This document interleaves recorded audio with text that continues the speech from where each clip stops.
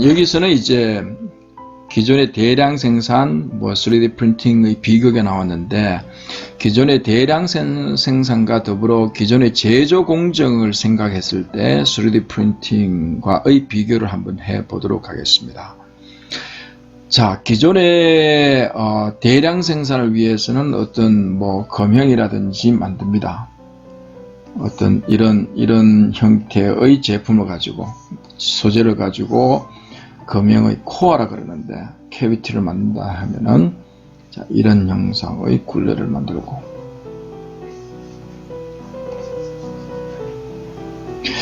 자, 이런 형태의 형태를 깎아서 요놈을 제거해 가지고 요 윗부분을 모두 제거 가공을 합니다. 할 때 머시닝 센터라든지 안 그러면은 방정 가공이라든지 여러 가지 가공을 통해서 여러분들이 깎아낼 수가 있습니다.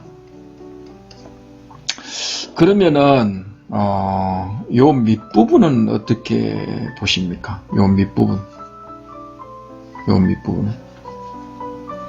실제로 검형이라 그러면은 역할을 하는 부위는 이 윗부분밖에 없습니다. 없는데 여기는 이제 재료 그대로 놓아둡니다.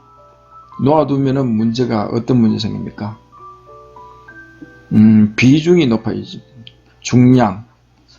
중량이 높아집니다. 예를 들어 검형이라고 하면 처리 비중이 7.81 굉장히 크죠. 알루미늄이 2.7이고 여기에 비해서 굉장히 중량이 많이 나갑니다.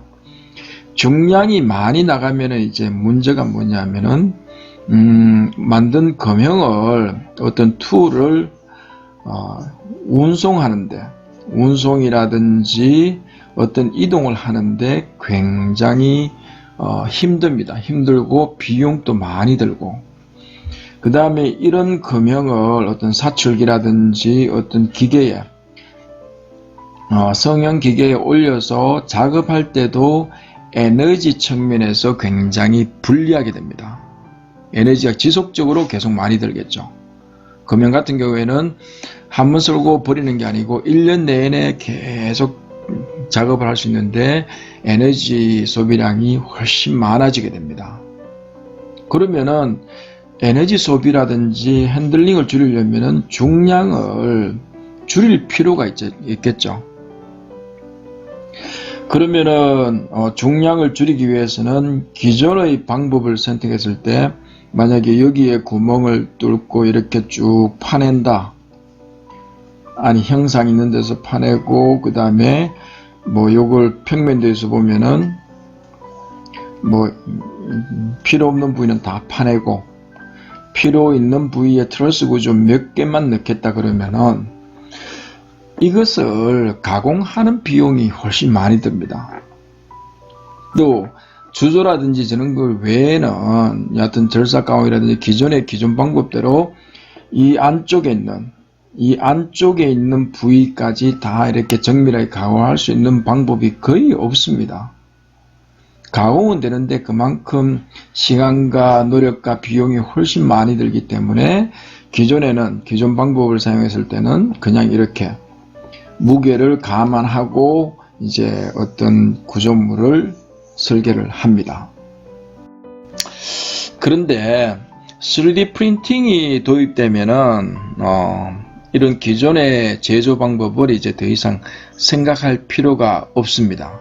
그렇게 해서 나온 게 어떤 디자인 기법이 나온 게 DFAM이라고 Design for Additive Manufacturing 이라는 게 나옵니다.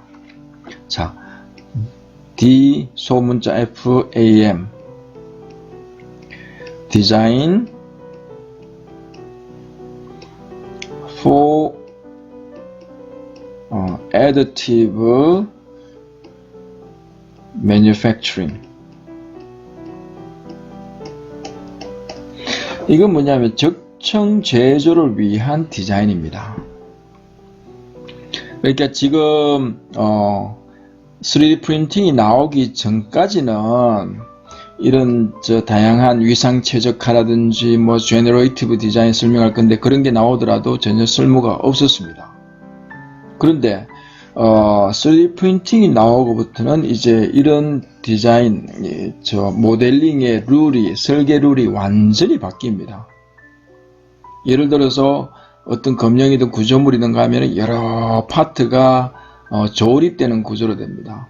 조립이 된다는 것은 뭐냐면은 기존의 제조 방법으로 한 번에 그 형상을 다 못 만들기 때문에 부품 하나씩 만들어서 조립을 하는 것입니다. 용접을 하든지 볼트로 볼팅을 하든지 뭐 리베팅을 하든지 해서 조립하는 구조로 어쩔 수 없이 하는 겁니다.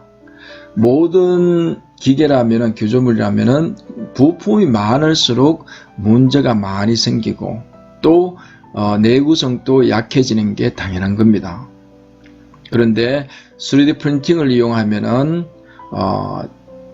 정말로 필요한 부분에만 재료만 구조물을 설치해서 중량도 줄이고 그 다음에 에너지 세이빙 할 수 있는 효과가 굉장히 있습니다. 자, 예를 들어 가지고 요 형상을 한번 보겠습니다. 요 형상은 기존의 제조 방법으로 만든 것입니다. 기존의 제조 방법으로. 자, 기존의 제조 방법은 여러 개의 부품이 있죠. 8개 부품이네요. 8개 부품. 여기 판절하려면은 보통 프레스로 판재 성형해서 굽히고 밴딩하고 뭐 피어싱을 하고 이렇게 하고 또 이런 제품을 만들고 부품 만들어서 붙이든지 용접하든지 하고 여러 개 8개의 부품으로 이 한 몸체를 구성을 합니다. 자, 앞에서 말씀드렸듯이 8개 부품을 한다는 것은 하나의 어떤 뭐 철판이라 그러면은 철판 제품을 갖고 이 형상을 한 번에 구현하기 힘들기 때문에 부품을 조각조각 내서 조립을 하는 겁니다.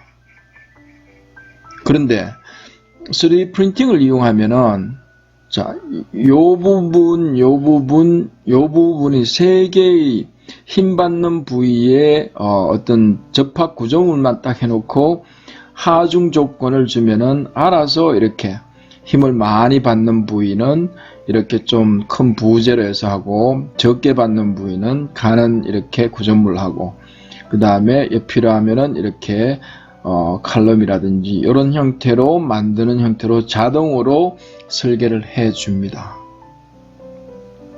그러면 어떻습니까? 여기 보면은 40% 여기에 비해서 40%가 훨씬 가벼워지고 그 다음에 강도도 20% 더 강해진다는 결과가 나옵니다. 또 이걸 3D 프린팅 없이 기존 제조 방법으로 만들려면은 주조 같은 거는 만들 수 있는데 대량 생산하기 참 힘듭니다. 이게. 형태를 다 깨부셔야 되고 그 다음 절삭 가운 같은 경우에는 만들 방법이 참 묘연합니다. 거의 없다고 보면 됩니다. 그런데 3D 프린팅은 그냥 버튼 눌러 놓고 다음 날이든 뭐 끝날 때까지 기다리면 됩니다. 그냥. 요거는 어디에서 따오냐 하면은 오토데스크사의 이게 제너레이티브 디자인이라고 합니다. 제너레이티브 디자인 이라는 소프트웨어 명을 사용합니다. 그걸 사용하면은 요것만 그려주고 하중 조건만 넣어주면 자동으로 이렇게 다양한 형태를 제시를 해줍니다. 그 중에 하나를 여러분들이 선택해서 3D 프린팅을 하면 됩니다. 또 이 분야가 많이 활용되고 있는 분야가 이제 항공 분야입니다. 항공기 엔진 같은 경우에는 뭐 600여 개의 부품이 있는데 60여 개로 줄이는 역할을 하고 있습니다. 그래서 하고 그 다음에 지금 금융 분야에서는 지금 이런 업체에서 항공이라든지 어떤 자동차라든지 그 분야에 비해서 금융 분야는 약간 시장이 좁기 때문에 아직까지 관심을 안 가지고 있습니다. 그렇지만은 나중에 관심을 가지기 시작하면은 항공 분야보다 금융 분야는 훨씬 더 빨리 이런 3D 프린팅을 이용한 금형 제작이 이루어질 것으로 생각이 됩니다. 이것은 좀 더 나가면은 이제 위상 최적화라는 말이 있습니다. 위상 최적화. 영어로 하면은 토폴로지.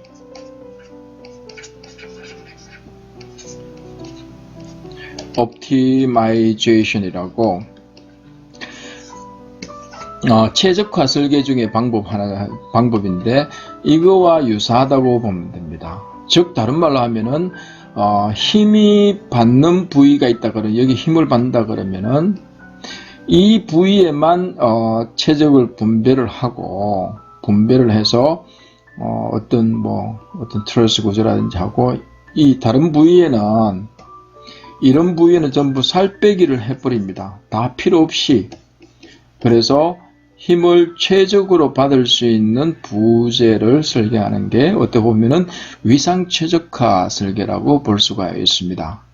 그렇게 해서 향후에 우리 금형도 3D 프린팅을 이용해서 즉 요걸 하려면 금형이기 때문에 금형은 쇠금자도 쇠금자. 그러니까 쇠로 만든 형틀입니다. 모래로 만들면 모래사자에서 사형이고 그 다음에 나무로 만들면은 목형 이런 형태에서 쇠금이기 때문에 쇠를 주로 하는 거는 메탈 분말을 이용해 가지고 하는 SLS라든지 SLM 이런 방법들을 많이 사용해서 금형을 제작할 수가 있습니다.